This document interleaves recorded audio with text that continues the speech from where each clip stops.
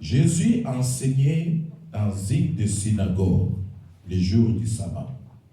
Et voici, il y avait là une femme possédée d'un esprit qui la rendait infirme. Depuis combien de temps? 18 ans. Elle était courbée et ne pouvait aucunement se redresser. Lorsqu'il la vit, Jésus lui adressa la parole et lui dit, « Femme, tu es délivrée de ton infirmité. » Et il lui imposa les mains. En l'instant, elle se redressa et glorifia Dieu. Mais le chef de la synagogue, indigné de ce que Jésus avait opéré cette guérison un jour de sabbat, dit à la foule, « Il y a 6 jours pour travailler. Venez donc vous faire guérir ce jour-là et non pas le jour du sabbat. » Hypocrite, lui dit Seigneur, lui répondit le Seigneur, est-ce que chacun de vous les jours du sabbat ne détache pas de la crèche son bœuf et son âne pour les mener boire?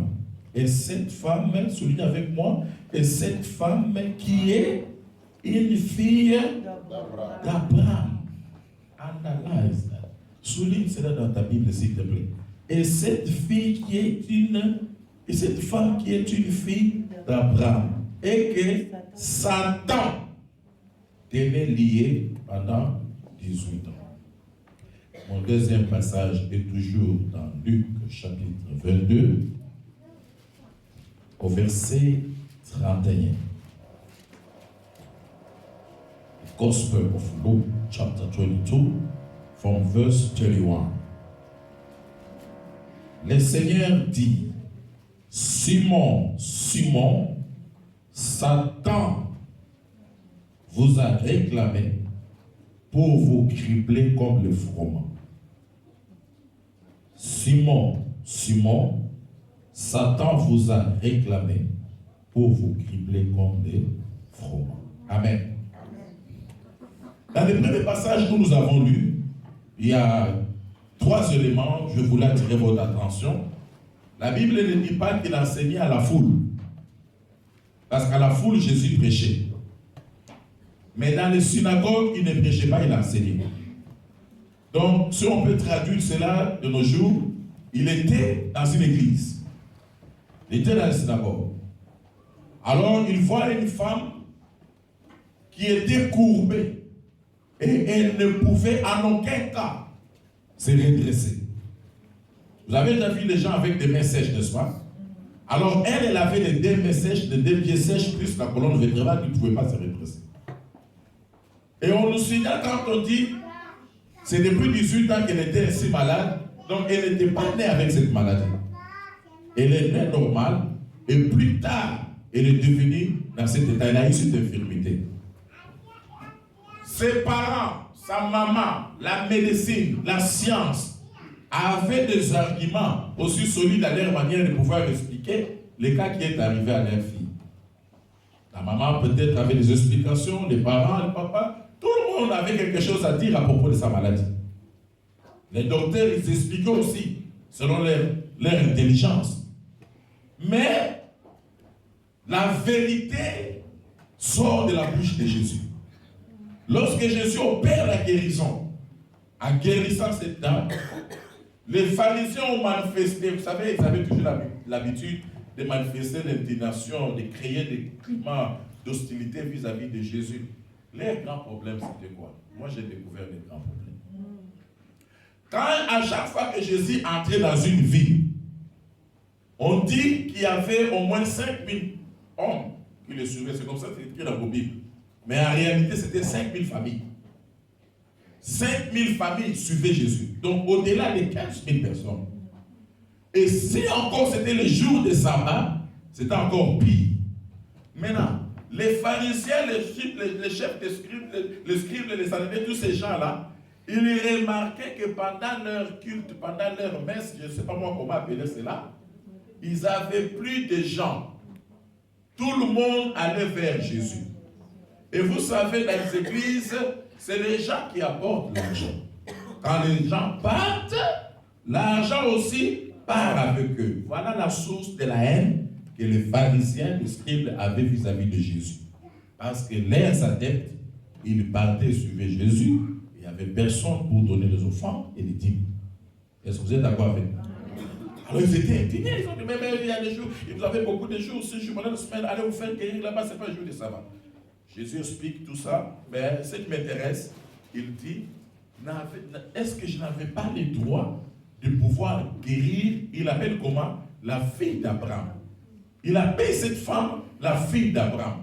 En l'appelant la fille d'Abraham, ça veut dire que c'était une chrétienne, une croyante. Elle croyait en Dieu.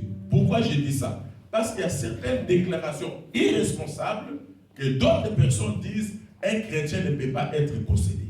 Ce sont des déclarations irresponsables. Parce qu'un homme comme moi, je ne chasse pas les démons chez des païens. Je n'ai pas ce temps-là. Je chasse les démons chez des chrétiens. Et généralement, que je trouve à l'église. Amen.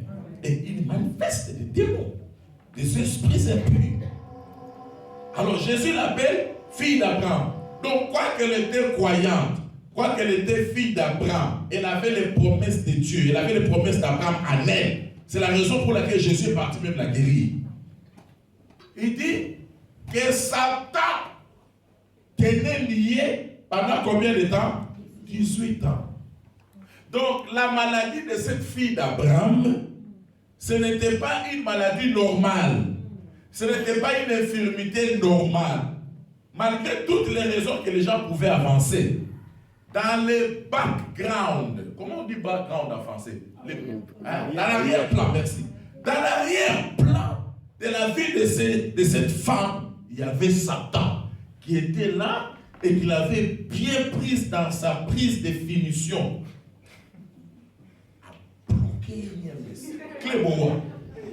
Vous comprenez ça? C'est Satan qui était là. Elle n'était pas liée par un sorcier de la famille. Elle n'était pas liée par l'autre. C'est Satan lui-même en personne, nous révèle Jésus, la tenait liée dans cette clé-là. Donc, tout ce qu'elle pouvait prendre comme médicament, tout ce qu'on pouvait faire comme opération, tout ce qu'on pouvait faire comme exercice kinésithérapie, ça n'allait pas marcher. Parce qu'il y avait un être spirituel appelé Satan qui la tenait liée. Ce soir, j'ai une bonne nouvelle pour quelqu'un. Même si ton mariage était courbé, que tu ne pouvais pas te redresser, à la fin de ce séminaire, tu vas te redresser. À la fin de ce séminaire, ta vie va se redresser. À la fin de ce séminaire, tes finances vont se redresser.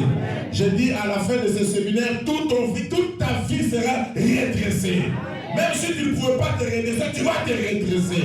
Spirituellement et physiquement, tu vas te redresser. Si tu crois, cela donne-moi toi puissance. Amen. Amen, amen, amen. Il y a certains cas dont on voit, on pense que c'est normal et on se donne même le temps. On dit que non, ça va changer. Ça va... Mais you are not doing something about it. Tu ne fais rien à propos de cela et tu espères que le temps fera en sorte que les choses changent. Ça ne changera pas. Ça ne changera pas. Quelqu'un doit se lever quelque part.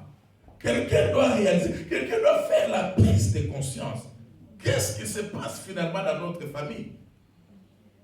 Nous tous, les filles, nous sommes belles. On a déjà atteint l'âge de se pouvoir, d'être pris en mariage. Mais comment ça fait-il qu'on ne se marie pas malgré toute cette beauté-là? Amen. Amen. Tu regardes toi-même dans le miroir, tu trouves qu'en tout cas, vraiment, j'atteins vraiment les normes. Mais comment les mariages n'arrivent pas? Amen. Il y a une force derrière. Il y a un pouvoir derrière. Il y a une puissance qui est en train de bloquer. Tous les hommes qui pouvaient venir, les hommes sérieux qui pouvaient venir pour te prendre en mariage, quand ils te regarderont, ils verront en toi qu'une vieille dame d'un certain âge. Ceux-là qui viennent que pour des aventures, c'est ceux-là qui vont découvrir ta beauté. Parce que dans le monde éternel, on t'a fait porter une certaine scaphandre spirituelle. Donc, tu ne feras pas. Chez toi, il n'y aura que des points d'interrogation. Mais dans ton arrière-plan, dans ton background, il y a Satan qui est là et qui est tenté de se lancer là. Amen. Amen. Les réclamations sataniques. En lisant ces textes, nous avons une expression, ou cette expression qui cadre avec notre thème réclamation satanique. Il s'agit de cette expression Simon, Simon, Satan t'a réclamé. Alors, qu'est-ce que signifie Satan t'a réclamé? Qu'est-ce que cela veut dire Satan t'a réclamé? J'attire encore votre attention. L'évangile selon Luc n'a que 24 chapitres. Et Jésus vient donner cette révélation à Simon-Pierre au chapitre 22. En d'autres termes, il ne reste que le chapitre 23 et le chapitre 24 pour pouvoir clore l'évangile de Luc.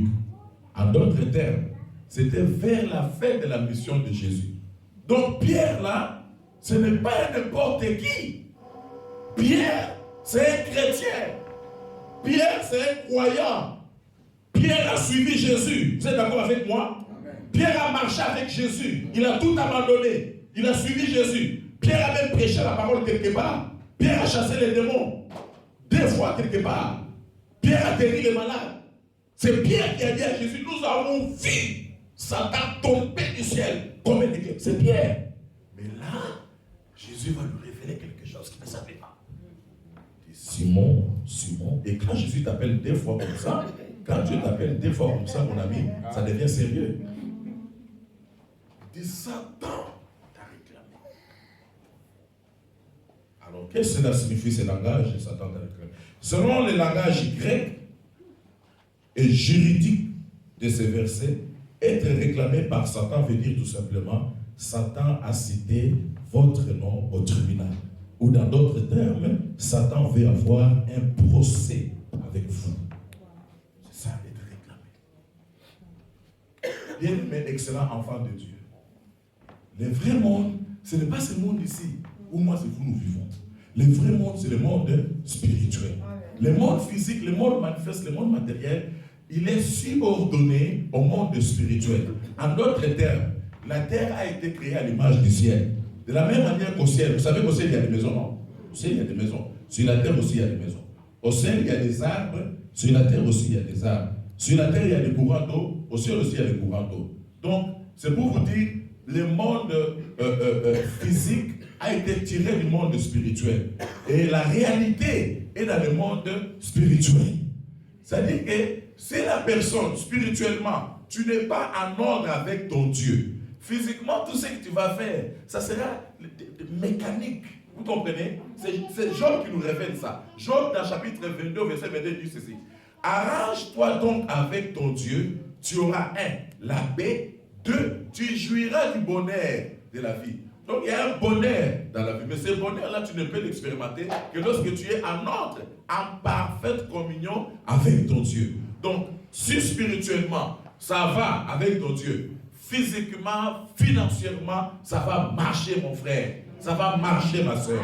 Mais si spirituellement, ça ne va pas, là, tu auras des ennuis, même physiquement, tu auras des ennuis, même dans la santé, tu auras des ennuis, même dans les problèmes de finances. Parce que spirituellement, rien ne marche.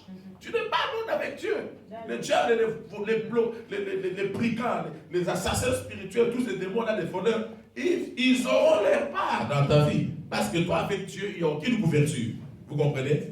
Alors, il lui dit, Simon Satan vous a réclamé pour vous cribler. Il vous a réclamé où?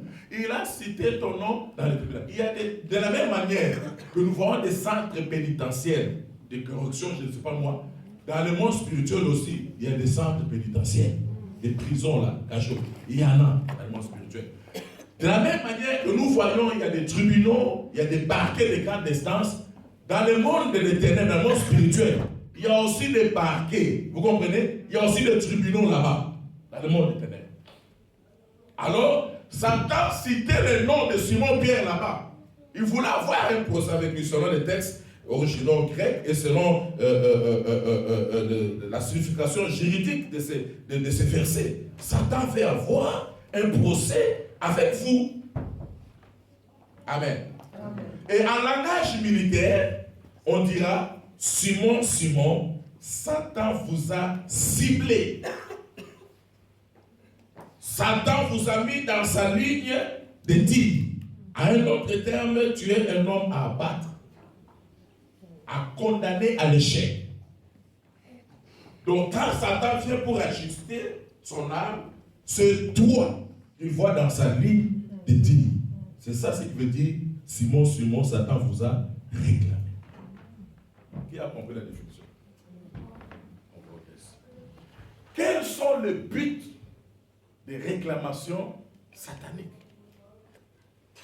Le but poursuivi par Satan en vous réclamant, c'est de vous cribler comme la farine. Simon, Simon, Satan vous a réclamé pour vous cribler comme les froment. C'est ça son but. Il ne vous réclame pas pour jouer avec vous. Il ne vous réclame pas pour faire passer le temps.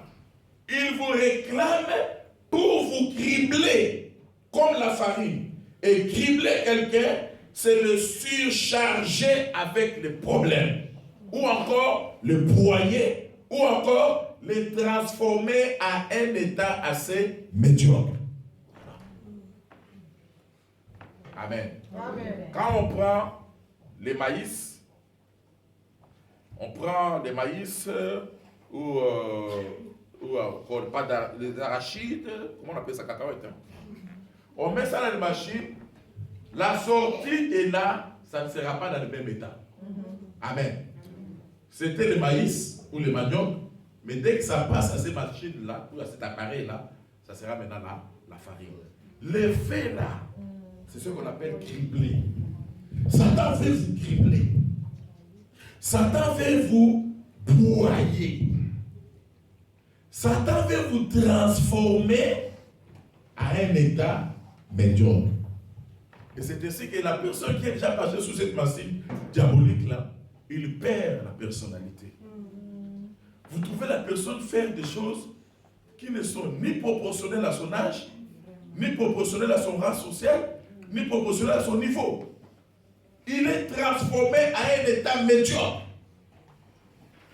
Satan veut vous broyer. C'est ça le premier but de réclamation satanique. Le premier but de réclamation satanique, c'est de vous surcharger de problèmes. Tu trouves un chrétien dépassé par les événements, dépassé par les problèmes. Et il commence, même comme ils n'ont pas de solution, commence à chercher à mettre fin à sa vie. Et je me demande si moi j'étais même l'ange chargé de prendre les chrétiens ou des gens qui meurent avant leur temps là, on me donne un gros fouet. Avant qu'ils entrent le Paris, je les fouette d'abord convenablement. Comment? Parce que la femme t'a quitté, ou ton mari t'a quitté, ou ton fiancé ne fait plus de toi, ou il y a un problème, tu vas les mettre fin à ta vie. Est-ce qu'à la maternité, là, les femmes ne mettent plus au monde? Alléluia. Amen. Ce n'est pas la fin du monde.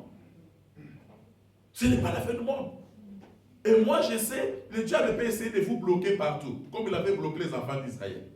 Il ne pouvait pas fuir à droite parce qu'il y avait des déserts, il ne pouvait pas aller à gauche, il y avait des montagnes, il ne pouvait pas aller devant, il y avait la mer rouge, il ne pouvait pas reculer derrière parce qu'il y avait l'armée pharaonique. Le diable peut bloquer à gauche et à droite, mais il y a un endroit que le diable ne pourra jamais bloquer. C'est là où David a dit, j'élève mes yeux vers les montagnes, d'où me viendra le secours me viendra de l'Éternel qui a fait les cieux et la terre. Dieu a toujours la solution à n'importe quel problème. Problème est problème parce qu'il n'y a pas de solution. Mais lorsque le problème a la solution, ça cesse d'être un problème. Et Dieu a la solution à ton problème. J'aimerais que tu le dises à ton voisin. Dieu a la solution à tes problèmes. Amen. Le deuxième but de réclamation satanique. Le deuxième but de réclamation satanique, c'est de vous ramener toujours à la cage de départ.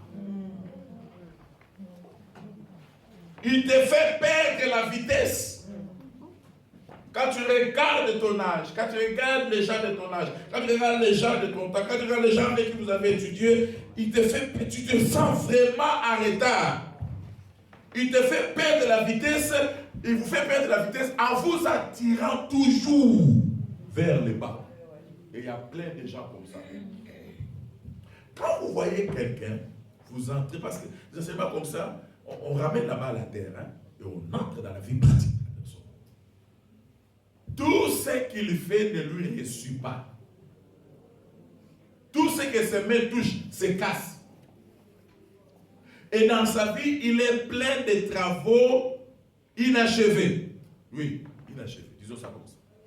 Il commence avec les études, donne-lui une année, 2 ans. Il ne va pas arriver jusqu'au bout.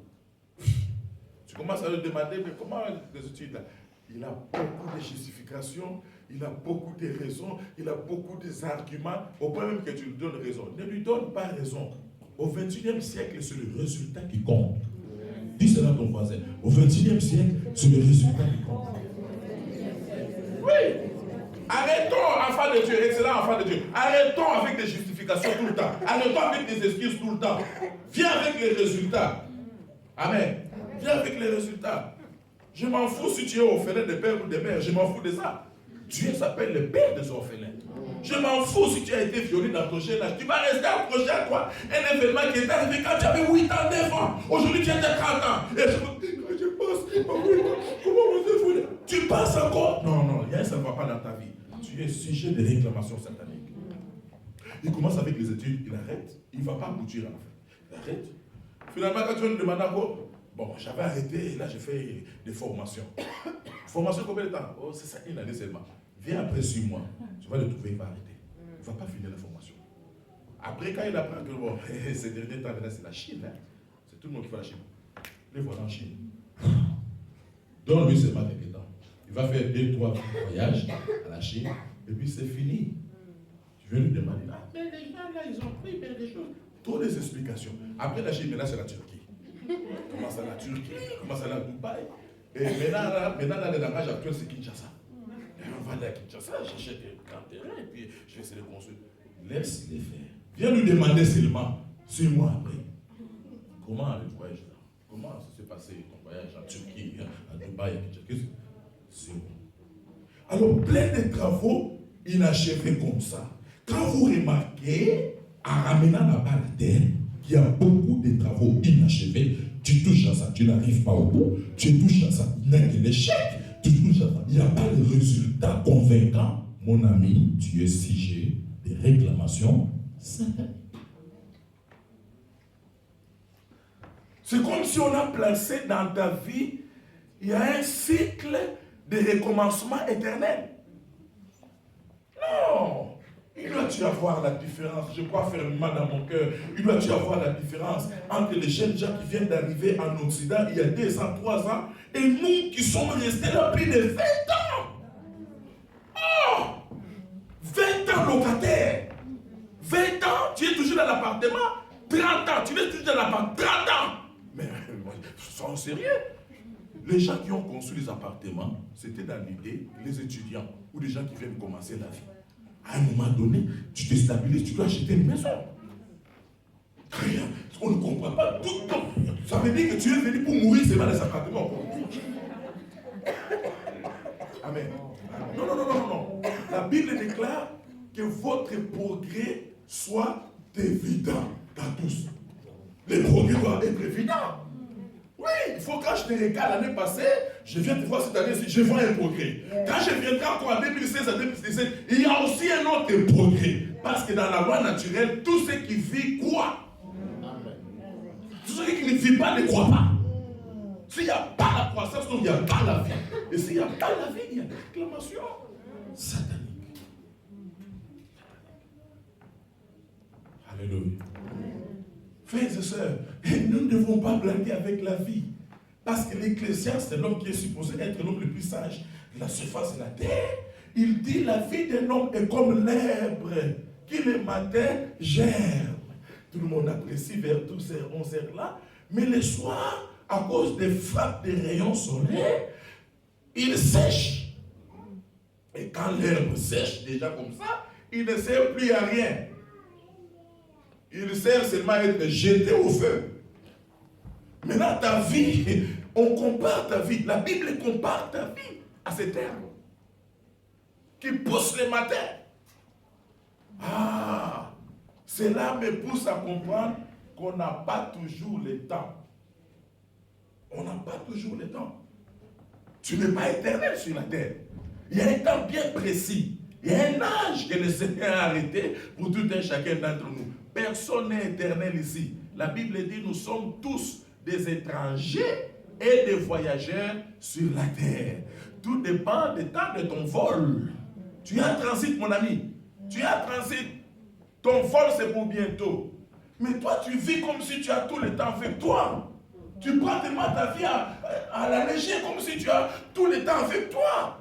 Les choses ne marchent pas. Tu reçois des coups, des mondes, des ténèbres, des sorciers de ta famille, des alliances, des eaux, des forêts et des cimetières que tes parents ou tes aïeux ont fait. Et toi, tu continues à subir. Non. Il y a un temps pour subir et il y a un temps pour répliquer. C'est ce que j'aime avec la Bible. Hein. La Bible dit ceci. Il y a un temps pour souffrir et il y a un temps pour rire. On ne dit pas il y a un temps pour rire et il y a un temps pour souffrir. On commence à dire il y a un temps pour souffrir, pleurer et il y a un temps pour rire. Donc je ne me compare à personne et ne permets à personne de pouvoir te comparer à qui que ce soit parce que la vie est une mystère. Il y a des uns qui commencent bien et qui finissent mal. Il y a d'autres qui commencent mal et qui finissent bien. Donc, nous devons être conscients de toutes ces choses-là. Est-ce que quelqu'un peut me donner un grand amen? Amen. Donc, le deuxième but, réclamation satanique, c'est quoi? Vous ramenez toujours à la cage de départ. Tu as commencé un commerce, tu avais 5 000 francs comme capital. Quand je reviens 2 ans, 3 ans, 4 ans plus tard, tu n'as même plus ces 5 000 francs. Ou soit tu n'as que les 5 000 francs. Tu es là, statu quo. Dieu n'a jamais voulu être un monument. Amen. Amen. Parce que Dieu est dans le mouvement. Oh, j'aime ça. Dieu n'est pas dans le monument, Dieu est dans le mouvement. Amen. Bouge quand Dieu bouge. Amen. Mais ce n'est pas chaque année la même chose. Non. Comment je dois vivre? Chaque année, je dois vivre les mêmes choses. Non, il doit y arriver à un moment donné au travers de ces enseignements, je me révolte. Je me révolte contre moi-même et je me révolte contre tout ce que je suis en train de vivre comme des répétitions des événements. Amen. Pourquoi je dois toujours être ramené au cas du départ? Il n'y a pas d'évolution là. Il n'y a pas de progrès. Et c'est ça le but de réclamation satanique.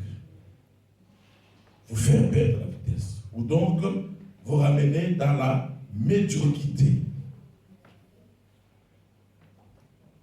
Tu rêves la nuit, tu ne rêves que des cauchemars. Oui.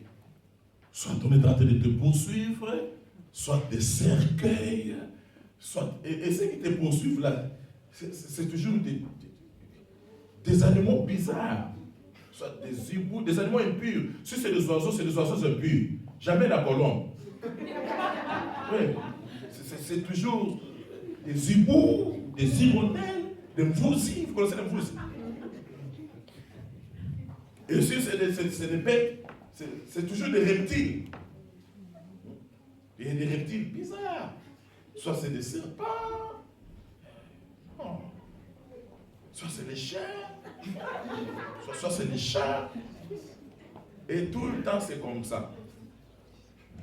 Quand tu rêves par exemple tout le temps, tu es dans votre maison familiale, là où tu as grandi. Chez tes parents. Tout le temps quand tu rêves, tu es toujours là-bas. Mais tu es déjà marié avec 2 enfants, 3 enfants. Mais quand tu rêves, tu es là-bas. Tu es ici en Suisse, mais quand toi tu rêves chez moi de notre parent là. Il y a des réclamations, ça veut dire que ta vie, tu finiras ta vie par retourner là-bas. Parce que les rêves et les songes sont utilisés dans la Bible comme étant des rétroviseurs. Ça nous permet de voir. Et c'est comme ça que vous voyez, il y a beaucoup de veuves, de jeunes veuves. Jeunes veuves. La puissance et le pouvoir de réclamation satanique a frappé, l'homme est parti. Jeune veuve, elle retourne chez ses parents, là où elle avait grandi. Mais tu ne vois pas que c'est ce que tu rêvais toujours. Tu rêvais toujours Dieu de l'autre côté. Tu rêvais toujours Dieu de l'autre côté. Donc ces puissances de réclamation là te réclament là-bas. Tu es quelqu'un qui ne devait pas prospérer, tu devais quelqu'un qui ne devait pas être marié. Il est arrivé peut-être par accident, tu t'es marié, mais tu dois retourner là-bas parce qu'il y a ce poids-là qui exerce le rôle de pesanteur. Vous comprenez? À chaque fois que tu veux monter, on te ramène toujours. À chaque fois que tu veux monter, on te ramène toujours. And you are not doing something about it. Tu ne fais rien à propos de ça. Tu passes les bras, te dis que ça va aller, ça n'ira nulle part. Il y a quelque chose que tu dois faire. Tu dois bouger, tu dois changer les choses. Qui a dit Amen? Amen. Un bon Amen, s'il vous plaît. Amen. Et le troisième but, ou le dernier but, nous le retrouvons dans la prière de Jésus-Christ de Nazareth en faveur de Simon. Qu'est-ce qu'il dit? Jésus dit à Simon, j'ai prié pour toi, afin que ta foi ne défaille point. Ah. Donc, un des buts poursuivis par le diable, c'était de détruire la foi de Pierre. Parce que le diable sait, une fois que ta foi est défaillante, sache que rien ne marchera dans ta vie. Amen. De toutes les vertus que Dieu nous a données, les vertus que Dieu honore beaucoup plus, c'est la foi. Et la Bible nous le dit clairement, car sans elle, personne ne peut lui être agréable. La foi, c'est la base de tout. Oh, dis cela à ton voisin. La foi, c'est la base de tout. Un des buts des réclamations sataniques, c'est de détruire ta foi. Le soir, j'ai parlé à un hôtel où on était là. J'ai dit, bon, tu vois pas les réservations, c'est à mon nom. Si ce n'est pas mon nom, trouve mission chrétienne Les Mans. Je dis, mission chrétienne, quelle est votre mission? alors je regarde la personne. Ma mission, c'est d'évangéliser le monde entier à Christ. C'est ça ma mission chrétienne. Tout le monde doit croire à Christ. Est-ce que toi tu crois déjà en lui? Je dis, monsieur, moi je ne crois à rien. Je dis, je ne crois à rien.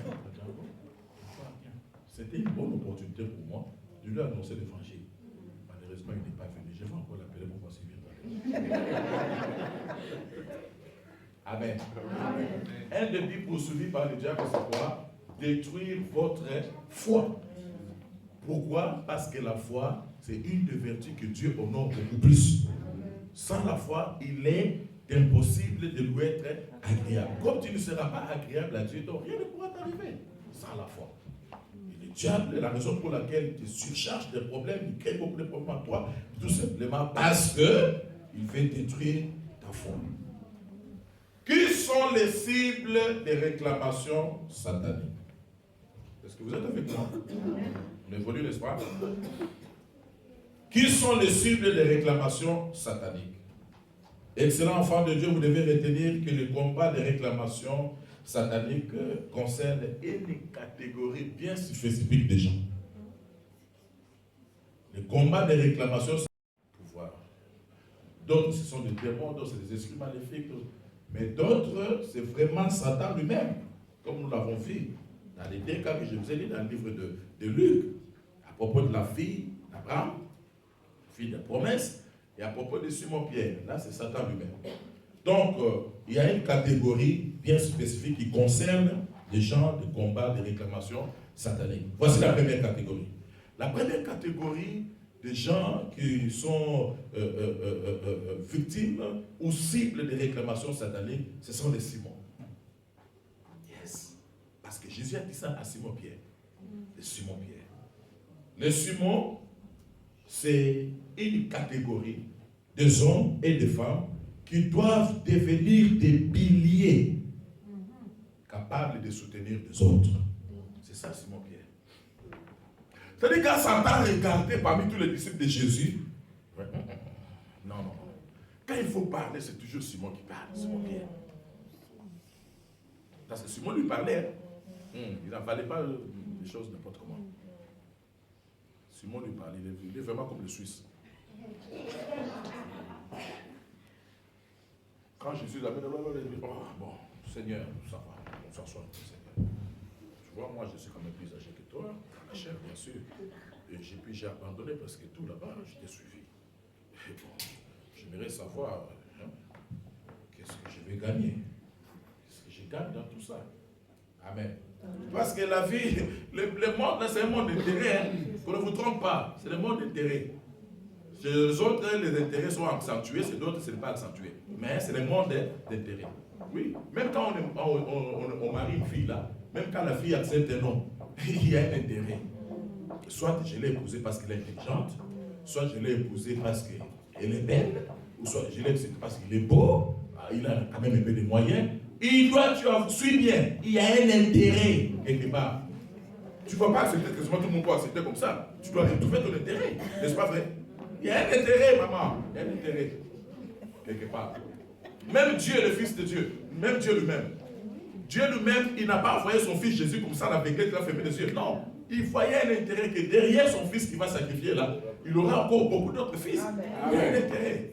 Alors Pierre, il dit, Seigneur, j'ai compris toutes les paraboles que tu nous donnes là, mais maintenant, ramenons un peu là-bas la terre. Nous qui avons tout abandonné pour toi, qu'est-ce que nous allons gagner, papa? Et moi? Là, le Seigneur Jésus se lève et dit, bon, je voyais ça dans les pensées de plusieurs. Et toi, tu as pris quand même le courage de dire, bon, je vais vous répondre. Il n'y a personne qui aura quitté, à cause de moi et de l'évangile, son père, ses biens, son argent, ses terrains, sa maison, et qui n'en reçoive au siècle présent, au centuple, et dans le siècle à venir, la vie éternelle. Père a sauté. Oh, yes! Les gars, il est bon, il est bon, il est bon. Il est bon, il n'a pas mieux que lui, il est bon. Personne ne peut nous souffrir. D'abord, il nous garantit au siècle présent, au centuple, et au siècle à venir, la vie éternelle. Qui va nous donner mieux que lui? Amen. Suivons-le. La trouvé son intérêt. Amen. Alléluia. Amen. Amen. Alors, comme il parlait beaucoup comme ça, tout ça, il parlait. Bien, parlait. Un jour, le Seigneur, il dit, bon, je vais vous laver les pieds. Lui, il refuse d'abord. Non, non, Seigneur, toi, tu es comme le Seigneur. C'est moi qui dois te laver les pieds. Il dit, Pierre, toi, tu parles trop. Viens, si je ne te lave pas les pieds, tu n'entreras pas. Il y a une autre alliance là-bas. Il dit, bon, si c'est comme ça, alors lave-moi tous les corps.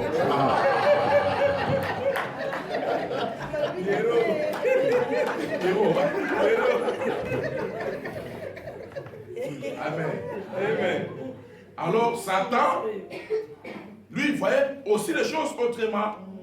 Il a dit, donc cet homme ici, il a tous les caractéristiques d'un leader. Parce que le leader, il voit et il apporte des critiques, mais des critiques constructives. Alléluia. Alors il dit, ok, donc c'est lui que je dois viser.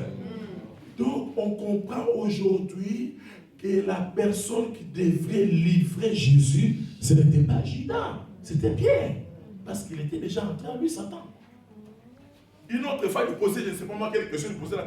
Jésus a tourné arrière de moi, Satan. C'est là où je comprends les gens qui sont appelés à des grandes destinées prophétiques. Ils ne se laissent pas décourager par des langages ou par les comportements d'un frère ou d'une sœur qui avait mal parlé. Ou qui... Non, ça c'est rien ça. C'est rien, c'est rien. Je ne suis pas là pour entrer dans les détails. Je sais en qui j'ai cru. Si je viens ici, je sais en qui j'ai cru. Je ne me laisserai pas décourager par des comportements. Je sais en qui j'ai cru. Quand moins de problèmes, tu te refroidis, tu profites avec le foie de la Suisse, ça te refroidit encore davantage. Non, non. Tu n'as pas de grande destinée, mon ami. Tu n'as pas de grande destinée. Amen. Tu as de grandes destinées, tu te laisses. Jésus, il n'a pas dit, c'est moi tu es possédé. Il a appelé comment? Satan. Arrière de moi, Satan. Si c'était moi et toi, non, moi j'allais réagir. Seigneur, au moins dans ça m'a négligé. Ça c'était déjà le fils de Dieu. Il m'appelle Satan. Moi, je ne fais Satan. Mais il est resté parce qu'il savait ce qu'il cherchait. Yes. Amen. Amen. Alors, Satan voyait déjà en lui que Simon-Pierre, il sera un grand pilier, capable de soutenir les autres. Donc, les Simon-Pierre, ce sont les hommes et les femmes qui sont appelés à devenir tôt ou tard des piliers ou des colonnes capables de soutenir les autres. C'est ça les Simon-Pierre. Ils deviennent des sujets de réclamation. Par exemple, dans ta famille. Dans la famille, dans chaque famille, il y a toujours soit un homme ou soit une femme, rarement deux, rarement trois, que le Seigneur élève pour qu'ils deviennent comme des colonnes ou des piliers capables de soutenir les autres. Maintenant, ces gens-là dont le diable voit déjà dans son calendrier, qu'ils sont appelés à devenir des piliers, ils subissent des injustices, ils sont sujets de haine, ils sont sujets de complicité, des choses bizarres comme nous l'avons vu le dimanche avec Joseph.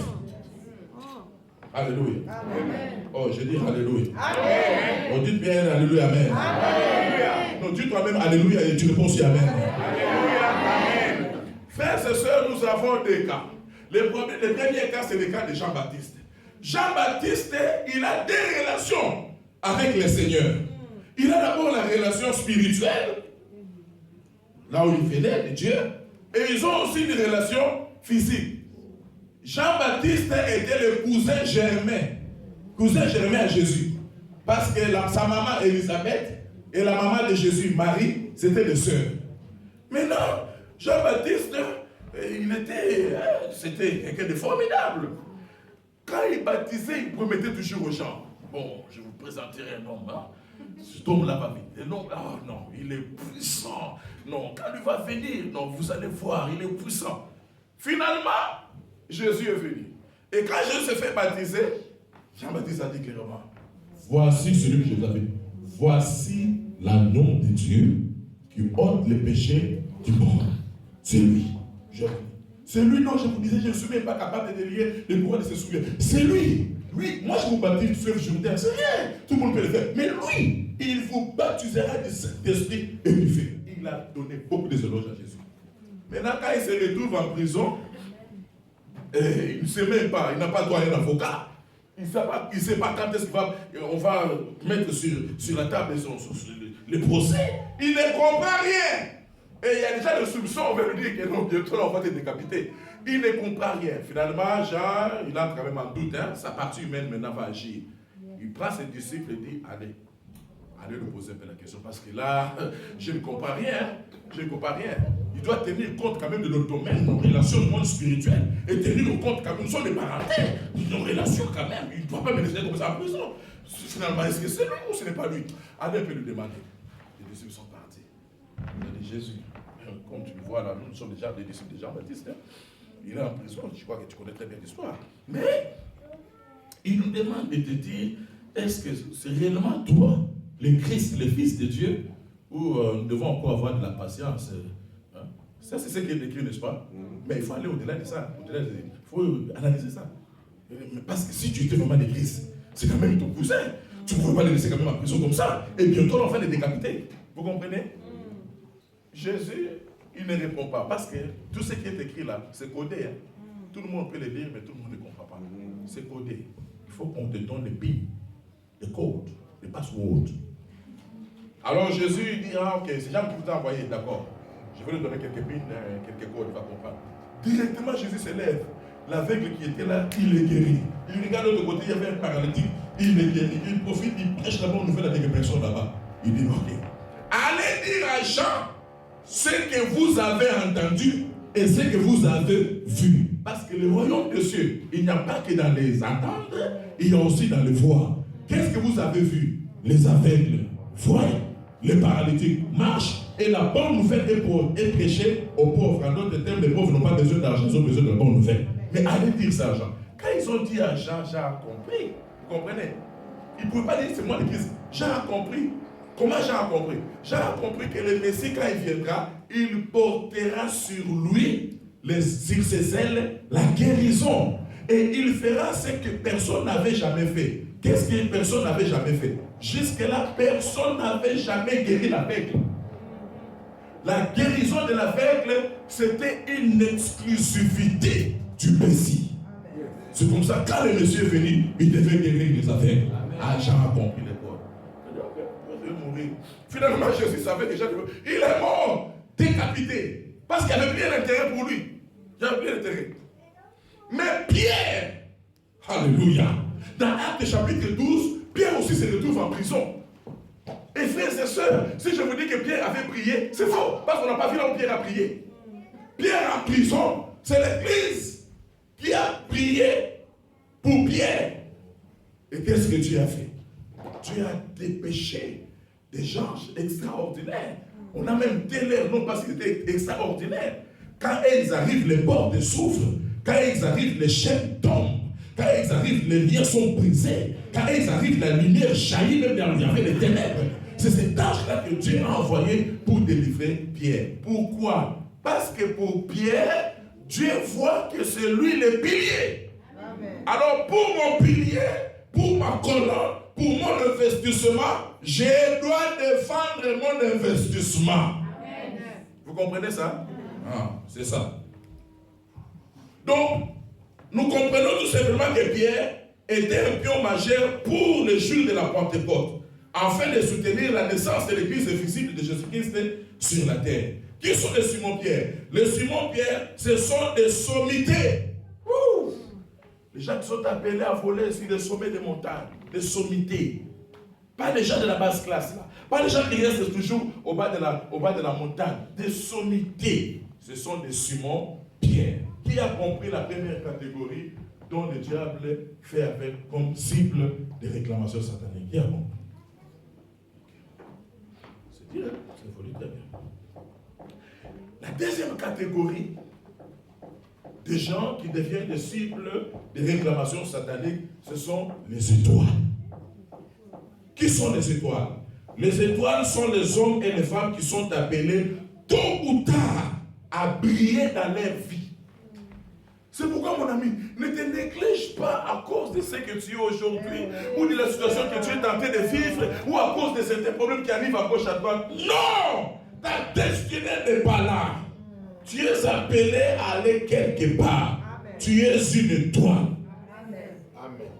Tu n'as pas dit un bon amen? Amen. Vous voyez, quand on va au stade, lorsque nous entrons dans les stades, il y a beaucoup de gens, des stades comme le stade de France, il y a environ, on dit pas de 60 000.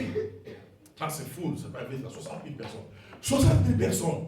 Il y a la presse écrite, il y a la presse orale, il y a la télévision, il y a plein de journalistes, il y a des caméras. Mais on ne citera pas les noms dans la foule, là même, il faut oublier. Et puis, on ne sait pas les noms de tous les joueurs. Non. Le nom qui va venir de temps en temps, ça sera seulement celui qui aura la balle en premier. Quand il monte comme ça, vous ne l'avez pas la balle, il a la balle avec lui, quand il est comme ça, il a scellé un peu à Moussé Canada, mais Moussé Canada, il ne va pas tarder, il va remettre. Il ne va encore. Les noms qui vont arriver tout le temps, c'est ça. Et quand la journée et la presse écrite va écrire, ça sera toujours.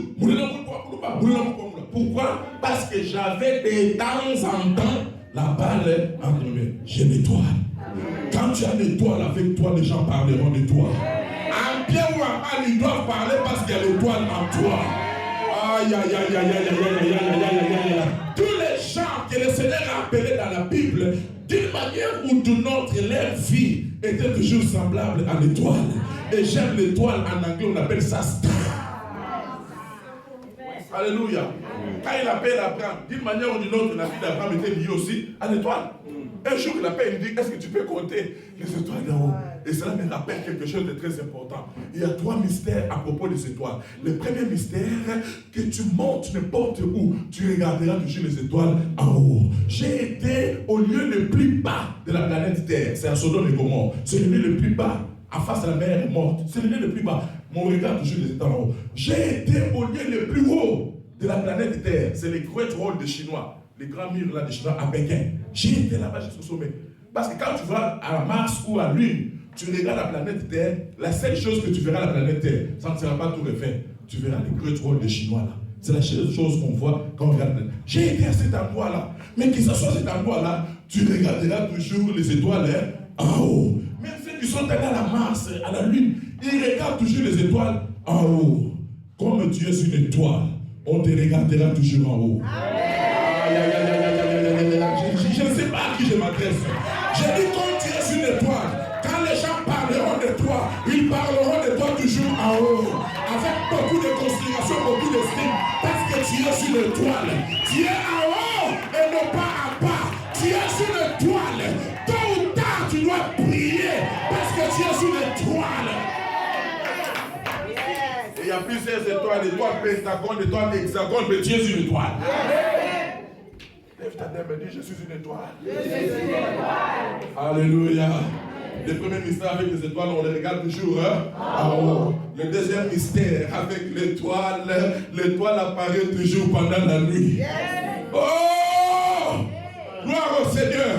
Pourquoi l'étoile apparaît toujours la nuit? La nuit dans la Bible est l'image de la crise. La nuit dans la Bible est l'image de quand les puissances du ténèbre errent et ils agissent.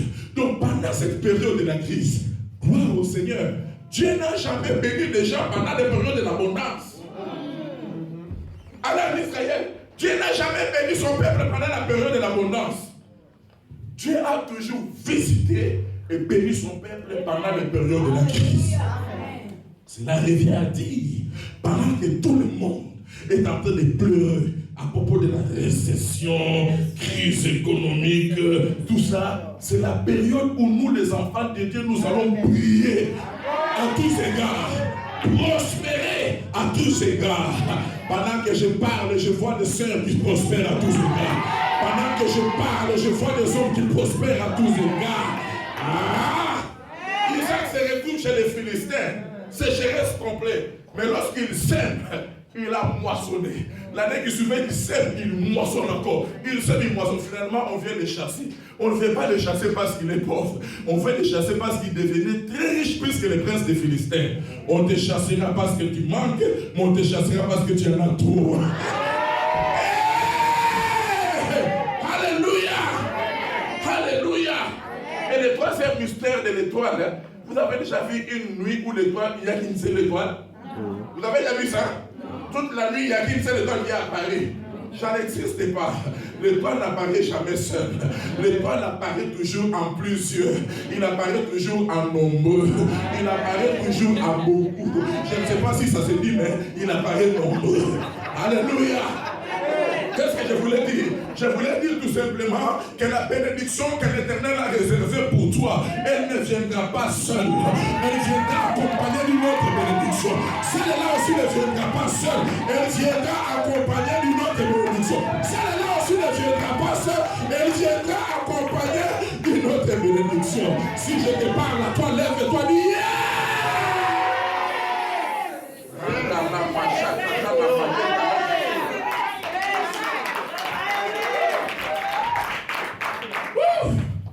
Alléluia. Si c'est les appartements, comme tu n'as pas de maison, tu vas avoir 3-4 appartements. Les autres appartements, là, tu mets même des locataires là-bas. C'est la bénédiction de l'Éternel qui a régi. Et les a fait suivre de quel chacun. Si c'est une voiture, il donne aussi une voiture à ton mari. Il donne aussi une voiture à ta femme. Il donne aussi une voiture à ton fils aîné. Il donne aussi une voiture à ta fille aînée. Il donne des voitures partout parce que l'étoile n'apparaît pas seule. Est-ce que je parle à quelqu'un? Frappe quelqu'un sur le dos, tu lui l'étoile n'apparaît jamais seul. Ah, vous avez touché, vous n'avez pas frappé, il faut frapper. Jamais seul. Alléluia. Amen. C'est comme ça que vous aurez 3 mois, la personne va faire une demande de travail, celui qu'on accepte. Non, c'était l'état. Partout, je dépose mes dossiers, on ne reçoit pas. Non. Pour les enfants de Dieu, nous rendons le lieu habitable. Vous comprenez ça? Nous rendons le lieu habitable. Même dans le désert, l'eau doit jaillir. Parce que je suis un enfant de Dieu, je suis une étoile. Pas de plainte et de complainte. Non, c'est dans le désert qu'on m'avait mis. Non! Tu as Dieu avec toi. Ça ne dépend pas de la conjoncture actuelle, mais ça dépend de la personne qui traverse la conjoncture. Est-ce que la personne là a Dieu ou il n'a pas Dieu? C'est là le problème. C'est là. Amen. Parce que s'il est là en toi, il s'appelle Jéhovah Adonai, le Dieu souverain. Il fait le chemin là où il n'y a pas de chemin. Il ouvre, personne ne ferme. Il ferme, personne ne n'ouvre. Il élève, personne ne rabaisse. Parce qu'il est écrit l'élévation de Dieu ne vient ni de l'Orient, ni de l'Occident, ni du Nord, ni du Sud. Mais l'élévation vient de l'Éternel, Dieu des armées.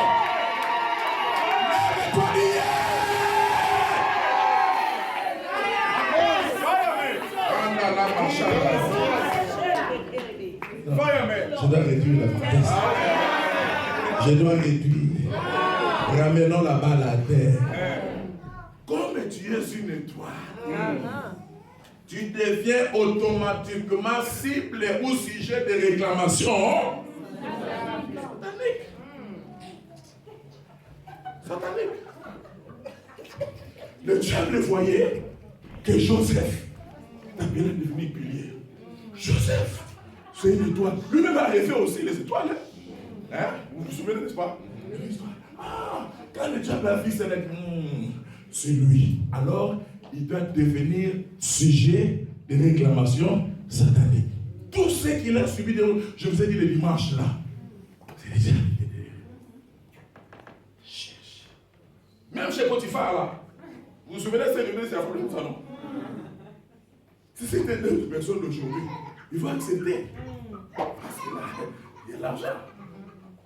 Mais Joseph, il avait une plus grande révélation. Selon les politiciens africains, ils disent que prendre la femme d'autrui, c'est affaiblir les politiciens, surtout sexuels. Ils veulent affaiblir les opposants. Ils affaiblissent les opposants pour prendre les femmes. Vous comprenez? C'est purement diabolique. Joseph pouvait faire ça. Comme ça, il a affaibli Potiphar. Il gère maintenant tout. Mais j'aime Joseph. Il savait que Dieu ne l'avait pas appelé à contrôler seulement la maison de Potiphar. Dieu l'a appelé à contrôler la maison de Pharaon et de tout l'Égypte. Vous pensez que quand Pharaon a levé sa veste et son manteau, il a levé ça à Joseph.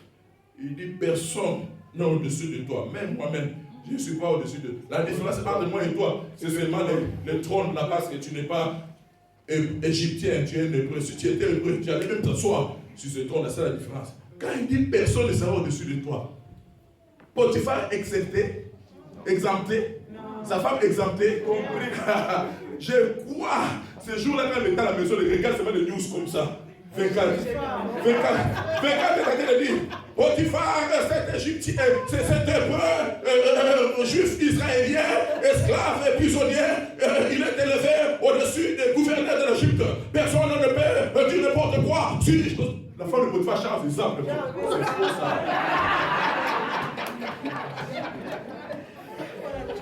Quand son mari rentre à la maison, mon mari, qu'est-ce que j'ai entendu les journalistes d'aujourd'hui, vraiment? Il faut trop de comédie. Il faut aller prendre même un étranger pour dire que les journalistes. Il dit, mais non, ce n'était pas de la comédie. C'est vraiment lui, la minute au Kéba, il est le chef. Alléluia. Amen. Alléluia. Amen. Alors, quand tu es une étoile, tu subiras des injustices. Tu seras sujet de beaucoup de jalousie et beaucoup d'autres choses inexprimables. Tu ne comprendras pas. Dans ta famille, le problème, ce sera toujours toi. Là où vous avez grandi, généralement, ce sera toujours toi. À l'école, toujours toi. Et même quand tu viens à l'église, tu ne comprends pas. C'est toujours toi. N'oubliez pas, l'église, c'est là où nous trouvons les gens les plus méchants. Oui, les égoïstes, c'est beaucoup plus dans les églises. Parce que l'église, c'est l'hôpital. L'hôpital ne va pas choisir que non, ici, on reçoit seulement des gens bien éduqués. Les malades, bien éduqués. Non, non. L'hôpital reçoit les malades. Les malades, c'est malade. Qu'ils soient bien éduqués ou mal éduqués. C'est comme ça aussi avec l'église. Il y a des chrétiens bien éduqués, des chrétiens mal éduqués. Il y a des chrétiens polis et des chrétiens impolis. C'est ça l'église. Amen. Mais ce que j'aime avec Joseph, à la fin de tout, lorsqu'il les a tous réunis, j'aime la phrase qu'il a sortie. Désormais, ne vous tourmentez plus. Parce qu'eux-mêmes se tourmentaient. Ils se tourmentaient. Ils ont parlé rapidement en hébreu là. À Chilouba. Oh. Ça c'était Ribet, je crois. Ribet, voilà, c'est ce que je vous disais. Quand on vous fait l'angoisse de notre frère dans le but, je vous disais, c'est le malheur qui nous arrive. On ne peut pas lui faire ça. Joseph là, il n'avait pas, il ne s'était pas contenu. Il est sorti, il est revenu. Quand il est revenu, il les a dit, ne vous tourmentez plus pour tout ce qui m'était arrivé. Car c'est Dieu. Alléluia. C'est Dieu qui a fait permis que cela arrive. Afin de vous sauver la vie. Parce que là, c'est seulement la première année. Il y a encore 7 autres années qui sont en train de venir. Ça sera pire. Alléluia. Et tout ce que vous avez préparé à mal contre moi, L'éternel, mon Dieu, l'a changé. Oh, ça gêne, ça gêne, ça gêne. Pendant que je parle, je suis en train de voir tous les projets que les sorciers de ta famille ont préparés à mal contre toi. Dieu les transforme en bien. Tout ce que les hommes ont mal parlé contre toi, Dieu les transforme en bien. Tout ce que les démons, les sorciers ont fait contre toi, Dieu les transforme en bien. Tous les malheurs dirigés contre toi, Dieu les transforme en bonheur. Toutes les arrestations, les malédictions que le diable voulait lancer dans ta vie, Dieu les transforme en bien. Amen. Progressons. La troisième catégorie. J'ai encore le temps? Ok, 10 minutes. La troisième catégorie des gens qui deviennent des cibles de réclamations sataniques, ce sont les premiers-nés. Oh.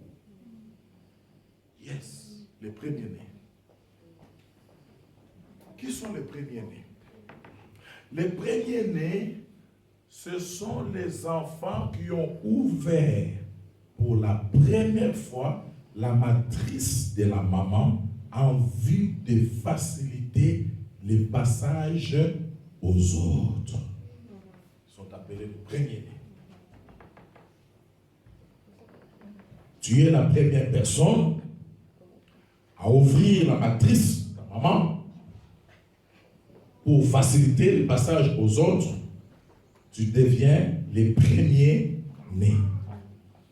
Et quand tu deviens les premiers-nés, tu deviens automatiquement qui? Les cibles des réclamations sataniques. Donc, tout enfant qui a ouvert la matrice de la maman pour la première fois pour faciliter le passage aux autres, il devient les premiers-nés. Et le problème est celui-ci. Dans la Bible, la plupart des premiers-nés, ils n'ont pas obtenu la bénédiction. La majorité des premiers-nés, ce sont des maudits. La majorité. Ils sont maudits pourquoi? Parce qu'ils ne comprennent pas qu'ils sont des cibles de réclamations sataniques. Et nous pouvons même aller doucement avec vous dans la Bible. Vous allez voir, prenons 6 ou 7 exemples. Qui est le premier-né de toutes les créations de parmi les hommes? Hein? Le premier-né, le premier être. Adam. Et vous savez ce qui est arrivé à Adam, n'est-ce pas? Adam, le premier-né, il a été chassé du jardin. On l'a chassé du jardin. Et moi, je donne une autre explication aussi par rapport à cela. Adam est né grand, c'est pourquoi il avait joué. Dieu aime le processus. Le deuxième Adam, il n'est pas né grand, il est né bébé. Il a grandi le processus et il a reçu. Celui qui était né grand, il a échoué. Celui qui est né petit, il a grandi, il a reçu. Il faut aimer le processus. Même pas les choses qui viennent du contact. Les prières micro-ondes, les prières micro-ondes, les choses micro-ondes, ministère micro-ondes, des choses qui viennent à la fast-food. Non. Avec Dieu, c'est le processus. Dans le premier-né, Adam, il a été maudit et chassé du jardin. Ça, c'est clair, n'est-ce pas? Quel est le premier-né d'Adam? Son premier-né, le premier-né d'Adam, c'est qui? Caïn. Caïn, excellent enfant de Dieu, le premier-né d'Adam, il a raté la bénédiction de son père. Yes. Il a raté la bénédiction de son père. Et Dieu avait mis quelque chose de particulier à Caïn. Il a écrit ici. Il a mis un signe sur son visage pour que personne ne le tue. Parce qu'il devait être vagabond et errant sur la terre. Alors il y a beaucoup d'enfants de Dieu qui manifestent aussi les symptômes de Caïn comme ça. Errant. Errant, ça est là. J'ai horreur des chrétiens comme ça. Incapables de se stabiliser dans une église. Vous savez, les relations de l'église, c'est souvent semblable aussi aux relations de mariage. La fidélité que tu manifestes dans l'église, c'est la fidélité que tu manifesteras même dans le mariage. Ça marche de pair. Cette année, tu es dans cette église. L'autre année, tu es là-bas. L'autre année, tu es, je ne sais pas où. L'autre année, toutes les églises. Non, non. Même Dieu pour te bénir, même Dieu pour te parler, il sera dans la confusion. Oui, je ne sais pas où est-ce que je vais le trouver. Il te cherche partout. Il ne te voit pas. Parce que tu es partout. Tu es partout. pas ça. Parce que partout où tu vas là, il y aura des failles. Pourquoi il y aura des failles? Parce qu'il y a des hommes. Partout il y a des hommes, il y a des failles. Il n'y a pas une église parfaite dans ce monde. Ne vous trompez pas. Il n'y a pas une église parfaite. Il n'y a pas un mariage parfait. On dit, l'homme quittera son père et sa mère, s'attachera à sa femme. Dedans deviendra, c'est l'esprit. Une seule chair, c'est charnel. Là où il y a la chair, il y a le problème. Est-ce que je peux parler comme un homme libre? Yes. Caïn sera errant et vagabond. Il y a des gens qui sont comme ça, des indécis, incapables de faire un choix, incapables de prendre une décision. Partout où tu vas l'amener, les femmes vont l'entraîner. Partout, n'importe quelle femme va venir, ça va l'entraîner. Caïn, vagabond et errant. Tu dois être un homme capable de faire le choix et de prendre une décision. Quand tu les prends, tu acceptes aussi toutes les conséquences qui vont venir, que ce soit positif, que ce soit négatif. J'accepte, j'assume.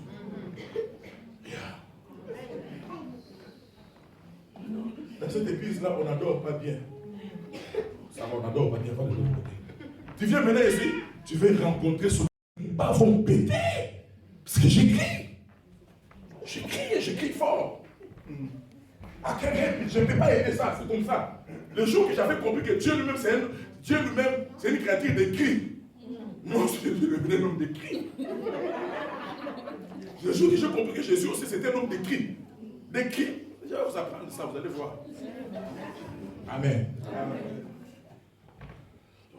Je ne vais pas rester là. Ismaël, le premier-né d'Adam, a été chassé du toit parental. Il ne faut pas être Caïn, s'il vous plaît. Hein? Si tu es Caïn, tu auras des problèmes, même dans le choix, tu auras des problèmes. Parce que tu es vagabond et errant. Tu changes. Tu es comme un caméléon. Tu changes. Aujourd'hui, tu es avec celui-ci. C'est comme j'avais un frère là, il avait déjà atteint l'âge de se marier. Tout celle qu'on lui présentait comme étant fille qui ne pouvait pas le mariage. Il arrivait toujours à trouver quelque chose. Ah, mais j'avais vu sa voiture quand même, vraiment, c'est trop mauvais. Non, celle-là, elle est vraiment bien. Mais j'ai trouvé que c'est bien. Donc celle-là, moi, ça va. Mais les cheveux, mais là où nous sommes venus ici, le climat et l'eau n'est pas compatible à nos cheveux. Oui. Moi j'ai eu les cheveux blancs, je n'avais même pas encore 30 ans, j'ai les cheveux blancs. C'est pas compatible. Alors toi tu cherches celui qui a beaucoup de cheveux. Avec l'eau remplie de calcaire là. Il va mettre les mèches. Oh les mèches je n'aime pas.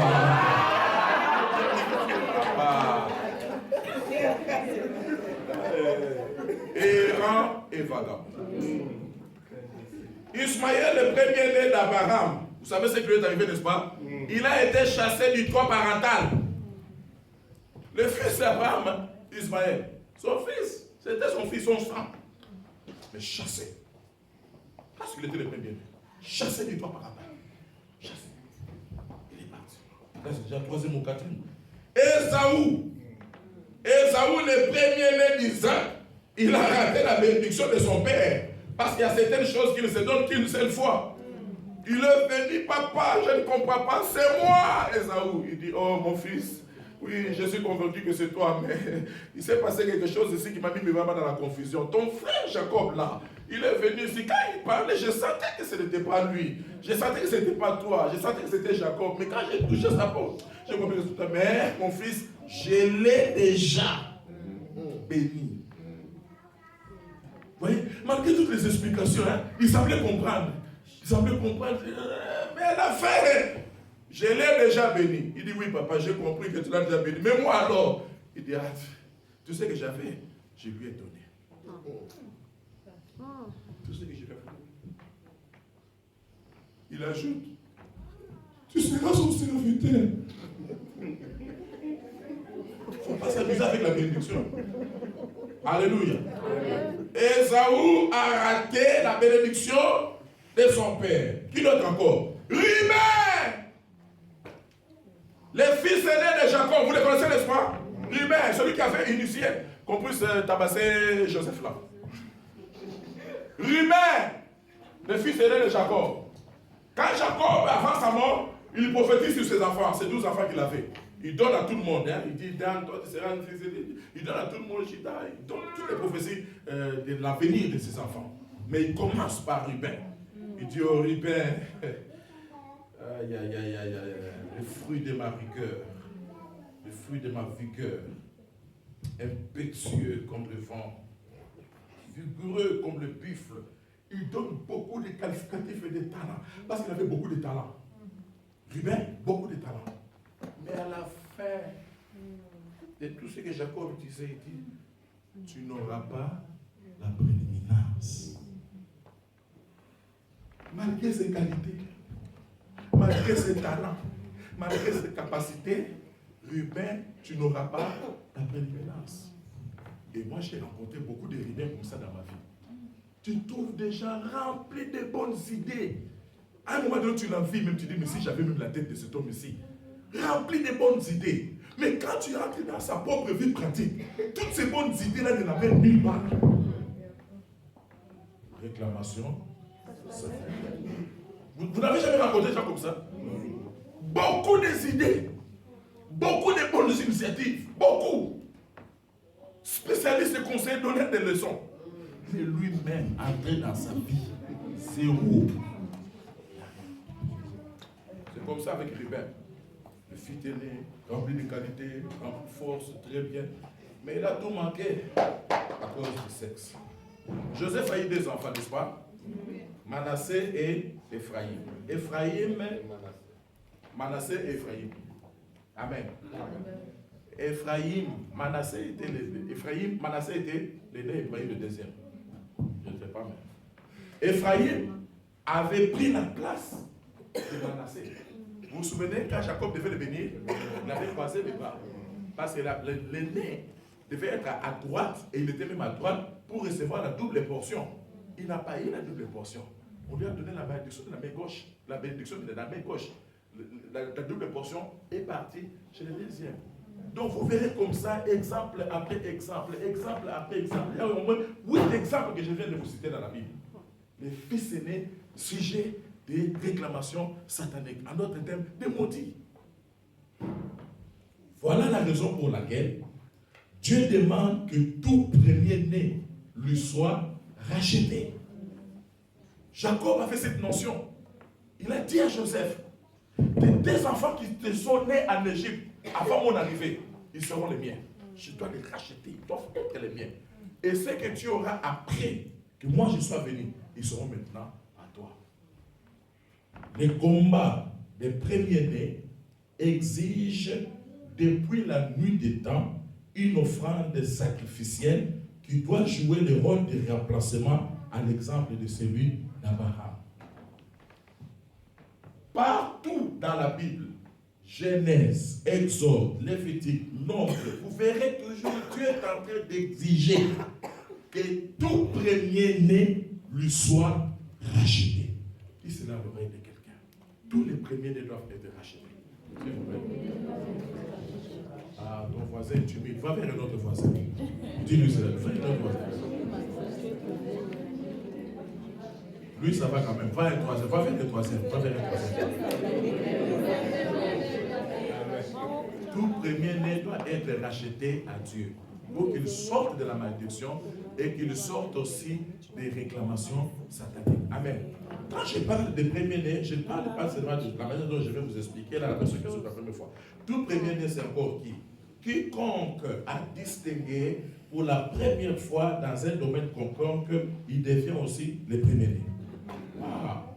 Le premier-né, c'est aussi tout celui qui a distingué dans un domaine quelconque pour la première fois dans sa famille. Est-ce que quelqu'un me suit? Tout celui qui a distingué dans un domaine quelconque pour la première fois dans sa famille, il devient automatiquement premier-né. Je vous donne l'exemple de Joseph. Regardez-moi. Hello.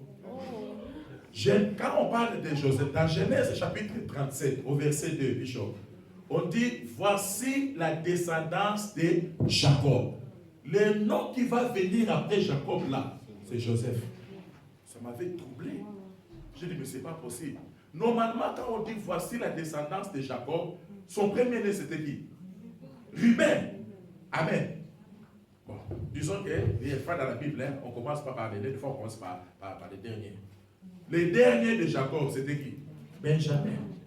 Donc il n'y a pas possibilité de pouvoir mettre Joseph là. Mais on l'a mis.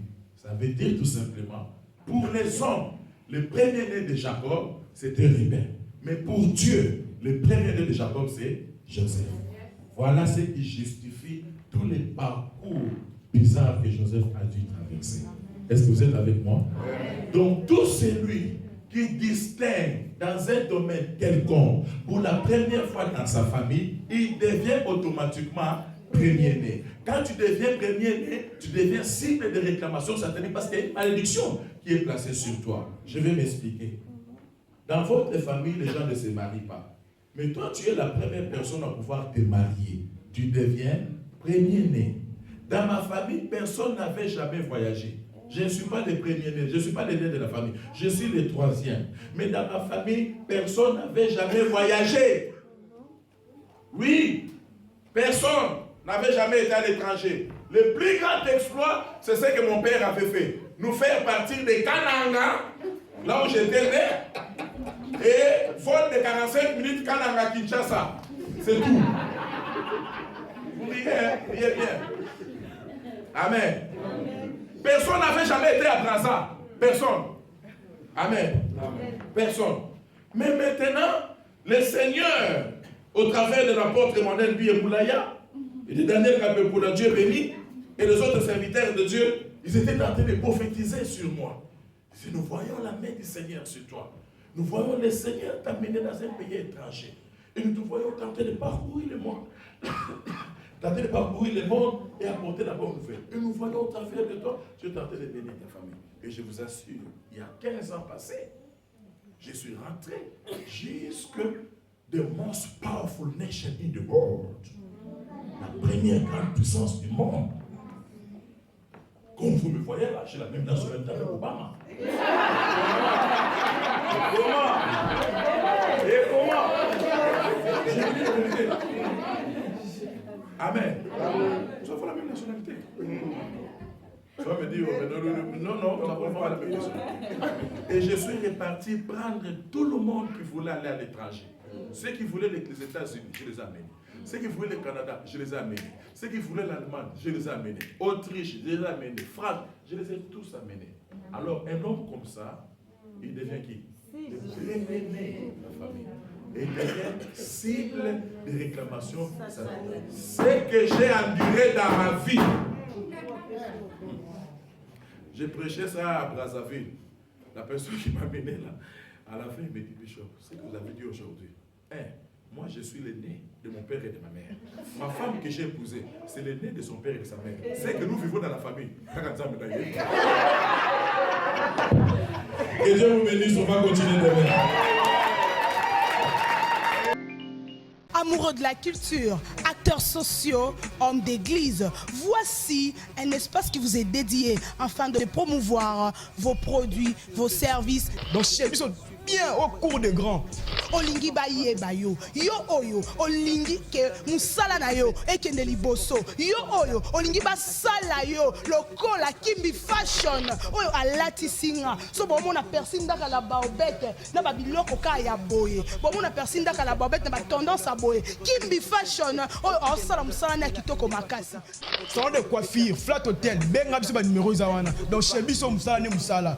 Au concert Toko Kita. Donc équipe ça complet. Bidi na kini ya masole vandi ya carrément bimba ya mobimba. Na bité lango c'est depuis na toke lango. Comme na degré méchant toye nango. Fâché la ngai, personne n'a la bobette. Autrement dit la percure la mama Africa asiliki, ba mama Africa nyonso. Oya canon, oya tendance le quoi percure ndaka.